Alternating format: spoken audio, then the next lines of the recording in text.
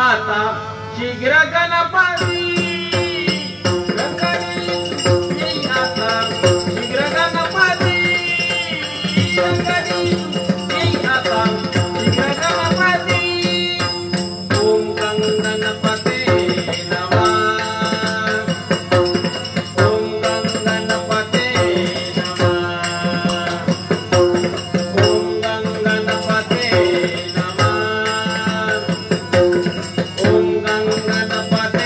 ओम गणपते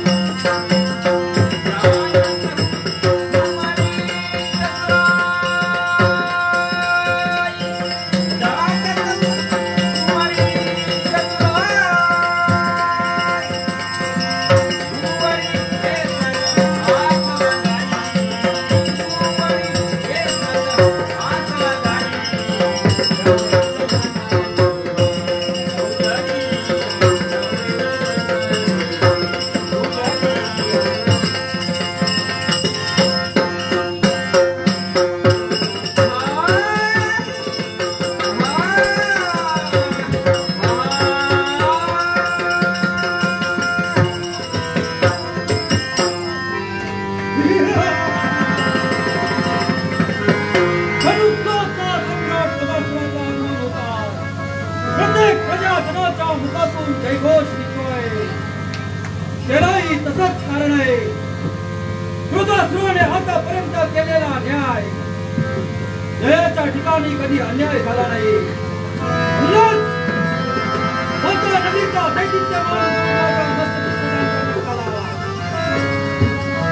कोणामुळे असेल ज्याची कुलदेवता जर का ज्याच्या त्याच्या कुलदेवतेचा आशीर्वाद त्याच्या पृष्ठभागी असेल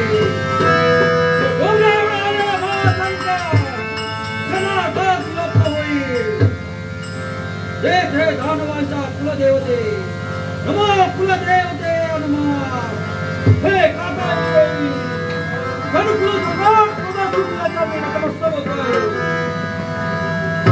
दैत्य गुरु शुक्राचार्यांचं मार्गदर्शन, कुलदेवतेचा आशीर्वाद करू. कित्येक वेळा देवतांवर आक्रमण केला पण मिळाला ते काय? अपयश. अपयश या कोल्हापुराच्या पदरी पडला.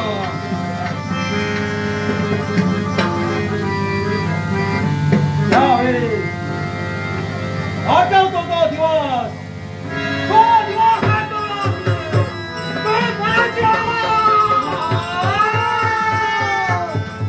मस्त कला जाऊन फिरते. देव आणि दानवांचा सबंध बंधूचं नातं पण एका सागर वैरत्व निर्माण केला. या दिवसापासून या प्रजासुराने ठरवला त्या कपटी देवतांचा नदीचा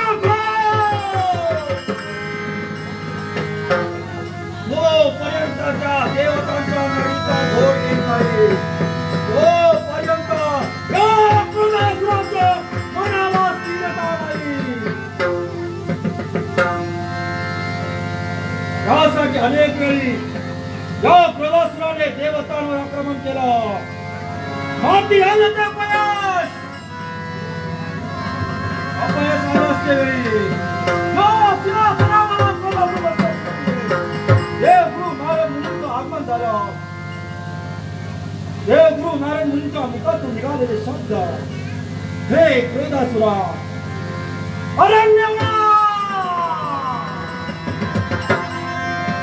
अरण्यवासी जाऊन शिवशंभू महादेवांची भक्ती केली आणि त्यांना प्रसन्न करून घेतलं. प्रजासुराला अमर आणि अजिंक्य वरदान दिलं.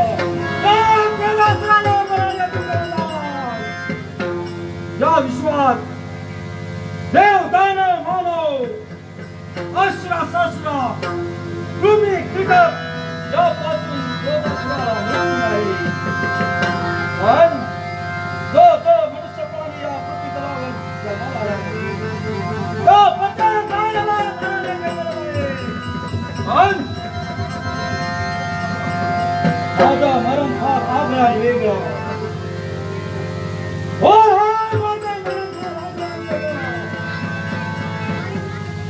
देवाच्या मुखातून निघालेली वागेश्वरी, हे क्रोधासुरा, ज्या वेळी स्वर्गातील गंधर्व त्यांची कन्या मृत्यू लोकाच्या ठिकाणी जन्मते तिचा वेळ मृत्यू लोकाच्या मृत मानवाशी होईल. त्या दोन्ही दाम्पत्यापासून पुत्र जन्माला येईल. त्या पुत्रापासून या क्रोधासुराचा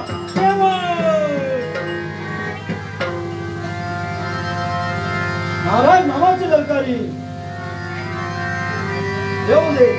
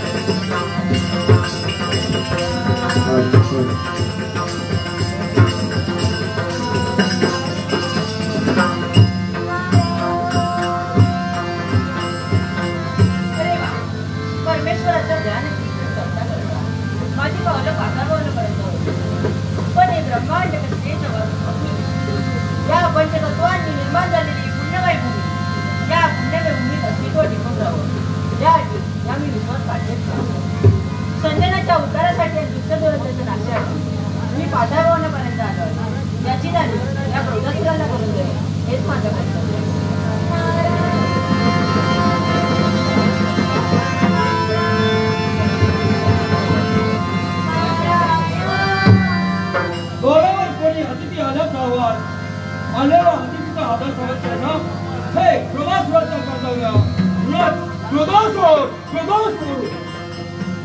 अखंड मंडल आकारं व्याप्तमेनं चराचरं तत्पदं दर्शितेनं तस्मै श्री गुरवे नमः. स्वर्ग मृत्यू आणि पाताळ तिन्ही घरात भ्रमण करणारा त्रैलोक संबंध पुरुष सज्जनांचा उद्धार व्हावा आणि दुर्जनांचा नाश व्हावासाठी तिन्ही घरात पायपीट करणारा त्रैलोक संबंध पुरुष हा पाताळ नगरीचा सम्राट क्रोधासुराच्या चरणी नमस्कार होत आहे. नाट्य रसिक आपल्या मंडळाचे सभासद श्री सन्माननीय भगवान गोवटे यांनी माझ्या कलागुणांचा गौरव करण्यासाठी हे लाख मोलाचं पारितोषिक दिलं आहे. त्रिमूर्ती दशावतार नाट्य मंडळाच्या वतीने या पारितोषिकाचा मी स्वीकार करतोय. धन्यवाद. झालं मनाचं समाधान. नारद मुनी बसा म्हणतो, या अतिथी आसनावर बसा. मी आल्यापासून तुझं एकटकपणे निरीक्षण करतोय. तुझं मन एवढं विचलित का दिसतंय? होय नारद मुनी, त्यालाही तसाच नारायण नारायण. अरे असं कोणतं कारण? त्या देवतांवर ज्या वेळी या क्रोधासुराने आक्रमण केलं, अपयश माझ्या माथी आलं. नारायण नारायण. होय नारद मुनी, आणि तुला होय नारद मुनी, या शक्तिशाली क्रोधासुराला अपयश. अरे क्रोधासुरा, जो मी तुला पर्याय सांगितला होता तो तू केलास की नाही?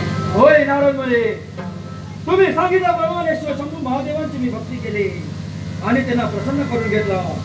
बोला शंभू महादेवाने या क्रोधासुराला अमर आणि अजंत पराक्रम केला. नारायण नारायण. अरे काय बोलतोय? होय नारद मुनी, शंभू देवाची भक्ती केली. या विश्वात या क्रोधासुराला मरण नाही. नारायण अमर आणि अजिंक्य.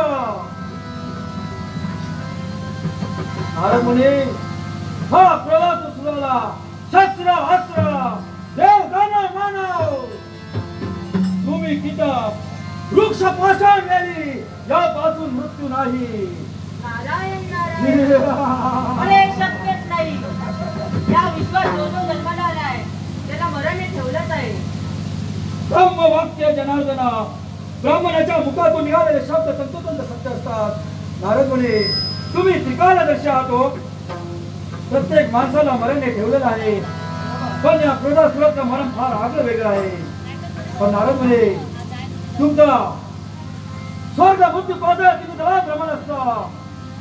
नकळत तुमच्या मुखातून माझ्या मनाचं रहस्य पुन्हा प्रसिद्ध झालं तर या क्रोधासुराला तुला परिणाम भोगावा लागेल. नारायण नारायण. अरे शक्यच नाही. मी या गाण्याचं त्या गाण्याला कधीही कळू देणार नाही. नारद मुनी, तुम्ही आम्हाला गुरु समान आहात यात कोणती शंका नाही. ऐका, या क्रोधासुराचं मरणाचं रहस्य. ज्या वेळी स्वर्गातील गंधर्व कन्या मृत्यू लोकाच्या ठिकाणी जन्म घेईल आणि तिचा विवाह मृत मानवाशी होईल आणि त्या दोन दाम्पत्यापासून जो पुत्र जन्माला येईल त्या पुत्रापासून या क्रोधासुराला मिळतो. नारायण नारायण. अरे खूपच आगळा आणि वेगळा आहे तुझं मरण. होय नारद मुनी, मग विलंब कशाला? जा, तुमच्या आशीर्वादाचा माझा कवच क्रोधासुराच्या मध्ये असेल. काय म्हणतोय? तुझं ते पावलं जागच्या जागी स्थिर करण्यामागे कारण काय? त्यालाही तसंच कारण. असं कोणतं? अरे ज्या ज्या वेळी तू देवतांवर शेवट करतोय त्या वेळी तुला अपयश येतोय. होय नारद मुनी, हेही सत्य आहे. त्याला कारण काय? त्यालाही तसंच कारण. असं कोणतं? अरे ब्राह्मण. काय मृत्यूलाही ज्यांचा वास्तव्य ब्राह्मण मुलांचा ज्यांचा जन्म झाला ते ब्राह्मण ते कसे काय? अरे ते होमवन करतात आणि त्या देवतांची शक्ती वाढवतात. ब्राह्मण होमवन करतात, मंत्र जाप करतात. त्या मंत्र जापामुळे तो देवतांचं देवीचे म्हणत असेल तर सारी पृथ्वी निर्माण करे निघालो स्वर्गावर. उलट उत्तरेली पावलं तुम्ही थांबवण्यामागचं कारण? त्यालाही तसंच कारण आहे. त्यालाही कारण आहे. सांगा असं कोणतं कारण? अरे तू देवतांवर चोरी करशील आणि ब्राह्मणांचाही शेवट करशील यात कोणती शंका नाही. अरे पण खुशीची बातमी सांगणार कोणाला? नारद मुनी, तुमच्या बोलण्याचं गांभीर्य. अरे तुझी मामाबाजू इच्छा आहे. होय रे होय नारद. म्हणजे माझ्या लग्नाबाबत तुम्ही बोलतात. मग सांगा हो, स्वर्ग मृत्यू आणि पाताळात तीन भ्रमण करतात.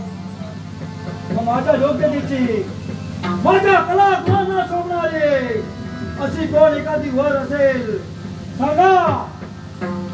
ऐक्यासाठी माझे कर्ण आतुर झाले. नारायण नारायण. अरे आहे रे, तुझ्यासाठी सुंदर देखणी अशी कन्या आहे. सांगा कोण ती, नाव काय तिचं? तर ऐक, कौशल्य नगरीचा राजकर्ता राजा वज्रभाऊ यांची कन्या लतिका. बाय मृत्यू नदीचा वास्तव्य कौशल्य नदीचा राजकर्ता वज्रभाऊ याची एकुलती एक कन्या. तिचं सौंदर्य अरे स्वर्गाची रक्षणाला लाजवे. बाय स्वर्गातील रक्षणा लाजणारं सत्य सौंदर्य. नारद मुनी विलंब कशाला, निघालो योग्यानी सारी